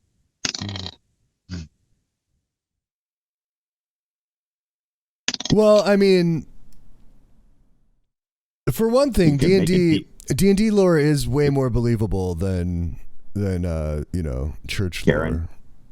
Than church lore. I mean, it makes more sense because like people understand that there's additions and it's like writing, and so people can like, you know, do all this stuff without other people being like, oh, but it didn't say that in this translation and we have to believe this insane thing that doesn't make any sense because translation or something. Nope, D&D people are like, yeah, we know it's fake, that's why we can make it better. Well, I mean, you don't have to have like groups of people to contradict specifically what it says to make you know what it means. It's you just get your own book and you read it and make your own decisions. I just don't understand most of the stuff that goes with that other hobby. That's true. Although I've played with some people that it's just as bad. Behavior modification, and you are doing violent roles and you're doing negative roles continuously, These children not only... Yeah, I mean, if you're getting ones all the time, you're gonna have a real bad fucking experience in D&D. Like, if you just roll shitty, that sucks. Like, and it's nothing against, like, you know, you could still build around that somehow. Statistically, you could still come up with a workable character for that. I'm just saying. Not if you're playing with ones that are like, you know, crit fails, then like you really can't play around that if you apply that to even skills and everything. I know, so depending on what home rule is like, but I like to think ones are always like, they're pretty much a failure, a critical failure. Yeah, like something above and beyond. A cook and fry an egg, roll a 1 and like poke his eye out. Exactly. Yeah, like seriously burns his hand or something stupid. Exactly. Right. Only begin to have violent dreams or violent thoughts or negative, depressing type things. They become very much a part of this character. You're role-playing, you're rehearsing, you're developing the character hour after hour, day after day. We're really talking about intense involvement in a very serious form of violence. The important thing to remember is, if you're playing a character, let's say, for instance, you have an evil character. The rules tell you your evil character is allowed in the scope of the rules to murder people and to rape and plunder. If you're playing a good character, you're the defender of the people. You try to stop the people from raping and plundering. Yeah. But it's just your character that does it on the sheet of paper. When the game is over, the game does not tell you to go out and rape and plunder. But for that kid, like, seemed like he felt so like flabbergasted that he's explaining this to the media, like what a game is. In 1985, like, people don't know what a game is still. Well, they were hot about it, and like everybody, it was like, it wasn't straight Inquisition levels, but there was a lot of questioning. I remember all the questioning. I feel like it was more like a muddy the water, let's throw scapegoat blame at something. You know, like what capitalism's really good for. I think it's worked its way into society, like in a scary level. Nothing came out. It's like a very obvious way to look at it when you see the 80s specials on something like D&D and how it's satanic or something like that. People were less sophisticated then. I mean, look at the TV shows that were scientific that we watched and stuff. I don't know. Maybe. I don't know. It's a hard call. All I know is original Battlestar Galactica. It's not very hard science fiction, though the vehicles are cool. Was the Next Generation? Was the Next Generation out in the example. 80s? Next Generation? Wasn't that an 80s show? From what I remember, it was. What's it? I'm pretty sure. Pretty sure it started in the 80s. I could be wrong. Maybe not in 85. Could be right. But I thought by the late 80s, the Next Generation was already... Yeah, 86, 94. Ah, so just 1 year after this. So I don't know. TV had some good technology stuff. That was when things started shifting, though, too. Because before that, you would know better than me. Manimal or not, watch some Manimal. What was that robot car show? I can't remember. Like, so before Star Trek TNG, like almost every science fiction show would fail after like half a season. Like the Bionic Man and things like that. Like all those 70s shows. Well, that was a strong performer comparable to like the 20 or 30 cool ideas I saw die immediately. Right. No. I mean, like, but I mean, it didn't last very long, but still, it's like, that's one of those ones you can look back and like, everyone was trying to model off a show that was kind of like that. Shout out to Robot Bigfoot. I'm going to have to find that sometime. Some kids, it's not as simple as that. Melissa claimed that D&D had become more than just a game for her brother Bink. Someone threatened you? It's okay, honey. Tell him what we told you to say. Right. Yes. My brother threatened to kill me one time.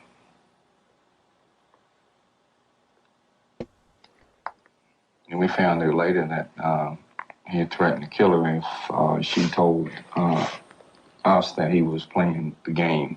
She knew it, and she...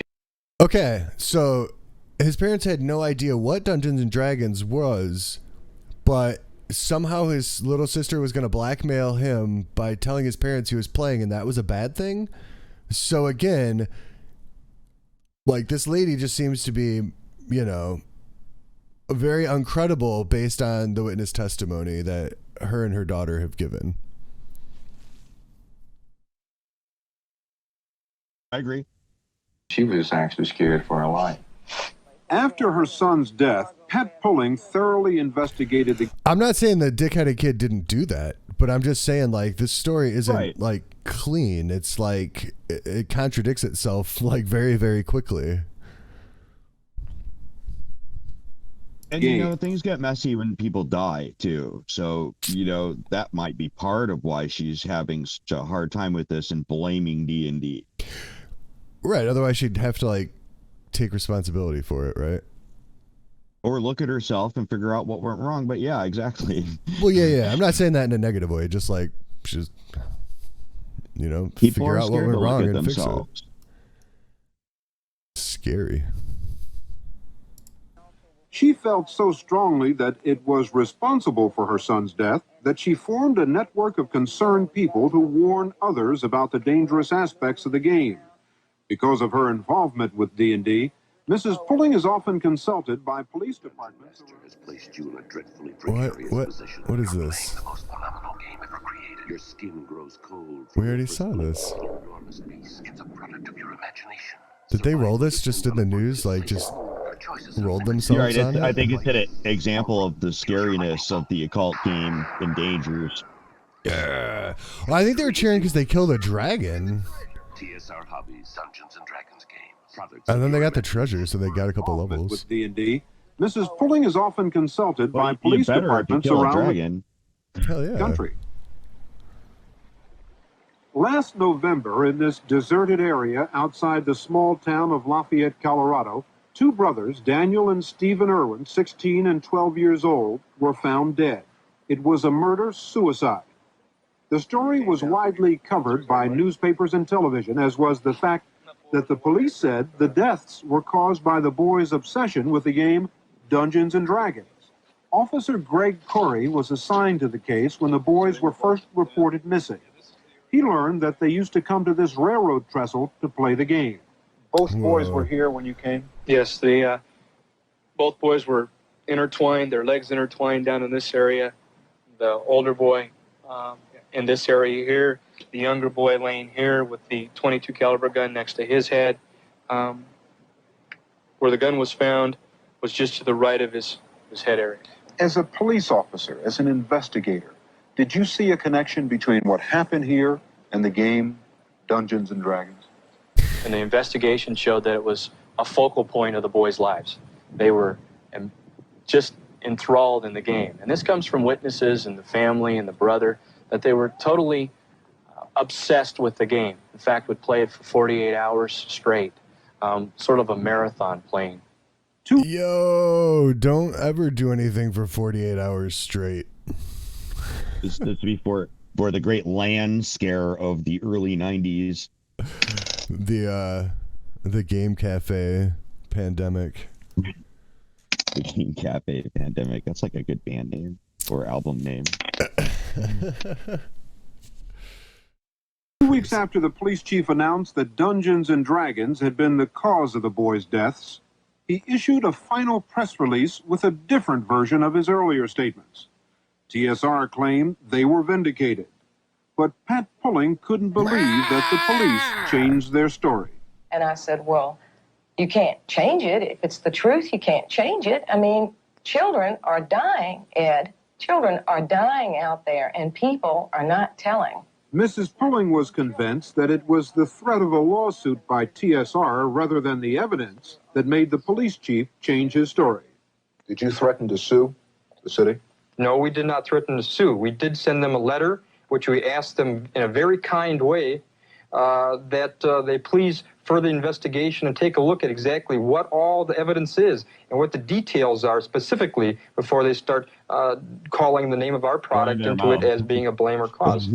But Mrs. Pulling had received a letter from the police chief in Lafayette in which he said that it was his fear of a lawsuit that made him back off. Yes, he sent me a letter. The letter to Mrs. Pulling from the chief of police said in part, "I sincerely hope you will understand what has happened and will forgive me. I do not feel very good about myself, and I feel that I have lost a part of my integrity." Is this guy a paladin? Are The they playing police chief's D&D? gonna write that.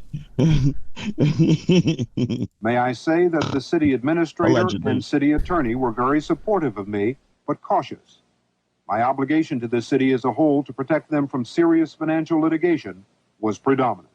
I wept. I mean, I said, boy, you know, maybe somebody was going to really take and pay attention to this now and start doing some serious research and start stopping children from dying over something that they didn't have to die.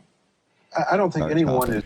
I bet you this lady is against universal health care. I bet she's against WIC. I bet she's against EBT for kids. I bet she's against all of that shit. And I bet you she's against abortions too. Like she's like, why can't we stop the kids from dying? I don't care if they suffer their whole lives and like they have a miserable existence. That I don't care about. But why can't we stop kids from dying, you know, from D&D? That's just crazy. They play some interesting gymnastics in their head. Jesus. Your intentions originally with this game were anything but good. It was a game to have some fun. But in the light of what some people would consider to be strong evidence, don't you really think that you have to rethink your position about the game and at least make known the potential for abuse of the game? Well, I again have to go back and say there's no link that this is, except perhaps in the minds of those people who are looking desperately for any other cause than perhaps their own failure as a parent for their child's death. And further, anything can be abused. Are we going to try to go around and say, this chair could be used by a violent person to strike another person. Therefore, it should have a warning label on it saying, caution, this can be used to assault you with. We would like an impartial... Yes, we need those labels on everything. People are that fucking dumb, it seems like. I'm joking. We don't need those labels, but... It's the high-tech version of the 80s right now. We've regressed back to there with better technology. Jesus Christ. Inquiry by the Consumer Products. What's that? I couldn't find any current D&D real harassment. They don't even seem to be burning the books at like the current book burnings right now. But you know, that could change in a week. Safety Commission to actually look into these deaths, to call the police, call the detectives forward, bring forth the evidence, bring the parents in, look at this. Let's have an inquiry, an open public inquiry, and let's find out the truth. This Friday, the town of... Dude's been studying it for years and still doesn't know how to play. Like, still has no fucking clue. Only if he smuggled in a tube of dice. Yeah, no, you probably have to make your own dice. I don't know anything about D&D in jail. Me either. Putnam, Connecticut will hold a town meeting to discuss whether Dungeons and Dragons should continue to be played in their schools. The suicide of a 13-year-old Putnam boy has once again fanned the controversy. On the phone, we asked two college students to call. My name is Sarah. To Sarah Maxa, he identified himself as Tom Radecki. To Rebecca Howland. He said he was a doctor, and I said, what kind? And he said he was a psychiatrist. But Dr. Radecki does not tell the prospective clients who call his 800 number a piece of information that we found in the state records in Illinois. 3 years ago, Illinois revoked Dr. Radecki's license to practice medicine. The grounds, engaging in immoral conduct of an unprofessional nature with a patient. In fact, the Surrogate Parenting Institute is Dr. Radecki's home in Urbana, Illinois. At first, he declined to be interviewed. I'm Anthony Mason with CBS. But later, he and his wife consented. When people speak to you over the phone and speak to you and you introduce yourself as Dr. Radecki, do you think they have the right to know that you've lost your license? I think they certainly I would tell people that if they asked. Do you tell them if they don't ask? So now he's playing RPG as a doctor, even though he's not a doctor anymore. Right. Well, that's like midway through his fall. Wow. No. My name doesn't appear on any letters that go out or anything like that. It's not used as a sales technique. But in this letter, seeking business advice from Indiana surrogacy attorney Steve Litz, Dr. Radecki introduced himself. I am a psychiatrist. His conduct is, at best, a misrepresentation and more probably fraudulent. Realistic. It sounds like this guy in a nutshell, so pretty much everything he said today could be taken at question, which I think we did. Right. So here's just a few old D&D commercials. Yeah, don't want to lose them. Challenge your imagination to come alive and to battle with the creatures of Dungeons and Dragons. Grapple against the forces of evil as a Marvel Comics superhero. Hunt adventure and glory as Indiana Jones. The all-new role-playing games of TSR and Dungeons and Dragons. Unleash the power of your imagination. Now what do I do? Okay, this is Advanced Dungeons and Dragons video game cartridge. You have to buy it separately to play on the Intellivision video game That's system. good fast movement, though. Good job. To the TV. What next? We're trying to find a crown, but it's real easy to get lost. So don't be surprised if the dragon finds you first. Holy cats, you just killed the dragon. I'm sorry, I didn't mean it. Did I do that? A little bit of Steve Urkel. Advanced Dungeons and Dragons video game Before cartridge and Steve Intellivision Urkel. master component from Mattel Electronics, each sold separately. In the eerie world of deep, dark dungeons, mystery and magic seem real. There's good against evil with Advanced Dungeons and Dragons action figures. War Duke, Kellic, Strongheart, and Bronze Dragon, each sold separately. Beware, Strongheart. We will cast an evil spell and steal the treasure. Fool! Evil is no match for good. The treasure is safe. Advanced Dungeons and Dragons action figures, Kellic, War Duke, Bronze Dragon, Strongheart, each sold separately from LJN. So I have no... Oh, no. We're not going to watch this one. I have no clue where those characters came from. I still don't either, and I played with the things. Yeah, I don't remember...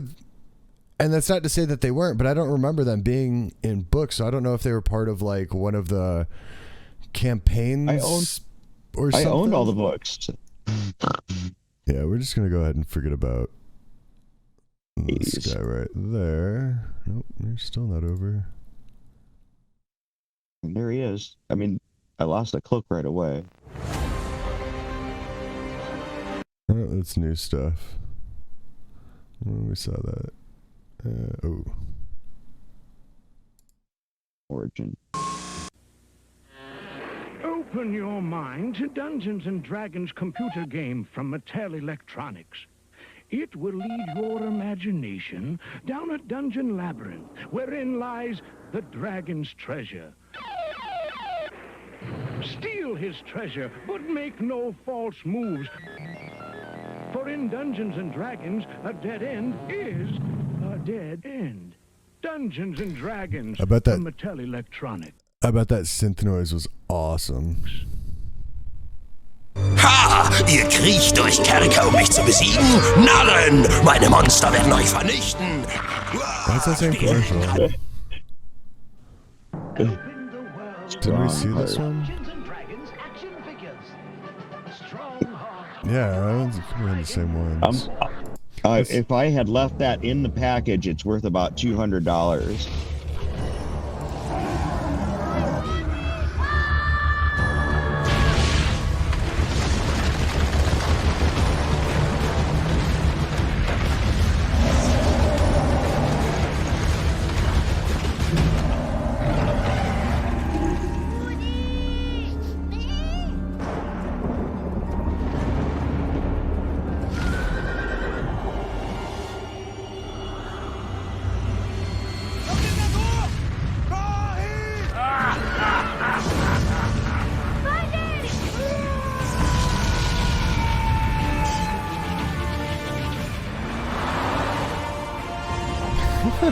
Hora de voltar pra casa, crianças.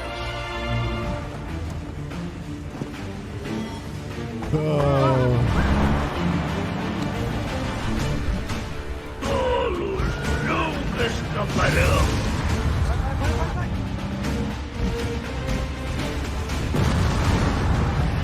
88 miles per hour. 88. Hurry up. 88.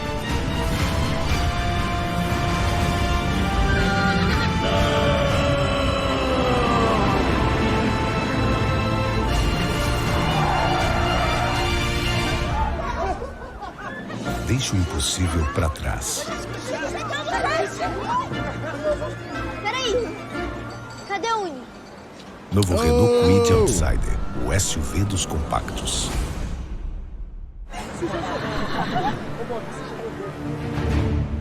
Oh! It really saved our marriage. We couldn't find a single activity we'd like to do together. He's so into. Good evening. Tonight we begin with a... So here's another little report that we'll just spend another minute on just because the beginning is entertaining. Yeah. Just to pan I'm still, out even I'm still more. investigating the Paladin. He's maybe on one of the book covers from back in the day, and he's in 5th edition. The action figure, the Paladin. They brought him back for 5th edition? See, that seems like more of a callback. I'm confused. I guess Warduke was more important. Because the dudes writing that are like the dudes that played with action figures. Like, they're the ones in charge of that now. So now they're like, oh, remember the action figures? And we didn't know that there was a story or anything for it. Let's make one and add it to 5th edition. Well, it looks like there may be some story, but I'm still investigating. But I'm back, so like I'm concentrating on you now. The story That's about what I was doing. make-believe adventure and real-life violence, and what some critics fear is a connection between the two in a game called Dungeons and Dragons. Millions of children and teenagers now play Dungeons and Dragons. They are drawn to the adventure, fantasy, and suspense the game creates through mythical characters and complex situations. But increasingly, parents and psychiatrists are warning that the game is taking some children too far into the realm of dark and violent fantasy. They wonder whether for some children, Dungeons and Dragons becomes more than just a game. Carol Jerome prepared this report. Okay, you enter a very small room, and there's a large black coffin right in the center. The gates shut behind you, slamming. It looks like a few boys around a table, but in their minds, they're fantastical characters in another watch world, this. a darker world. Ole is a cavalier. Erwin is a paladin. Look at that Paladin. It's not the Order of Holy Paladin that I have in my mind whenever I think of 1st edition Paladins or Cavaliers, since Cavalier's basically a non-magical Paladin. He probably just kicked hell's ass and he's on his way home or something. Well, I mean, yeah, in that aspect, but that's not the context that they're trying to give with this picture. I assure you. Paladins are dangerous. Is a ranger. What was that? Mikey is, How is that a ranger? Mikey is an illusionist. Oh, well, whatever. I missed it. The gates shut behind you, slamming. It looks like a few boys around a table, but in their minds, they're fantastical characters in another They're world. at Camp a darker Anawana. world. Ole is a cavalier. Okay, that's all right. Erwin A little dark. is a paladin. Very dark. Dennis is a ranger. What is that? I don't even know what that is. I can't tell what this picture is showing. Is he a human ranger? Well, it looks like one of those big bad Beetleborgs. Like I don't even know what this thing is. It doesn't look human or anything to me. Is that just a helmet? I don't even know. Near the gates of Barovia. Mikey is an illusionist. Bill is a magic user. That's a good magic Nicholas user. is a fighter, and his little brother Matthew is a thief. In today's adventure, Mike the Dungeon Master leads them to a castle where they are attacked by wolves in the woods. What are you guys gonna do? He needs to cut his bangs a little bit higher so he can see through them. That to me is happens already like a every immediate 20 problem. years. I don't know. I'm going to draw my sword and use my second attack instead of attacking. What do you do? Together, they meet each challenge set by the Dungeon Master according to their character, which can be good or evil. They have magic weapons and spells to use to battle men and half-humans and monsters, and each has an elaborate scoring sheet for his character, with points for wisdom and strength and the like. A character sheet isn't a scoring sheet necessarily. I mean, parts of it are used as scoring, but like some of it's just like to keep track of. It's a lot like miniature golf, I suppose. And the other thing she kind of just didn't mention here, I'll probably leave it at this, is that this is like a very complicated thing that they're doing. They're basically playing like an office spreadsheet game, essentially, with like imagination added into it. You know what I mean? It's like all numbers and shit. And she's just like, they focus on magic and blah, blah, blah. It's like, yeah, but everything that they're doing is literally like probability and, you know, like all these math functions that are built in. Like, why don't you talk about that side of it instead? Why don't you say these kids are playing a math game with blah, blah, where occasionally they're thinking about, you know, imagining fairies or some shit like that, you know? Because it's easier to be scared of it. Negative. Because then you can blame it. And scapegoats are useful. Yeah, we need to get out of that scapegoat culture. I agree. So yeah, like I said, I'm gonna leave it here. If anyone wants to keep digging into old D&D stuff, I would highly suggest you should, because old D&D stuff is very, very interesting, in my opinion. What do you think, Lee? I agree with all that, and I want the Mattel game. I'm gonna try and find it. For all I know, my dentist still has his copy. Did you get to play it at the dentist's office? Probably not. That'd be cool. Maybe if I get the 3D camera, could like put it right in the shot. Surgery, making moves. Well, right on, everyone. Thank you for joining us for the second episode. Make sure to like, subscribe, share, all that fun stuff. Sub, dom, whatever you want to do. Whatever makes you happy. But from all of us here at Chaotic Bazaar, have a nice day. Have a great day.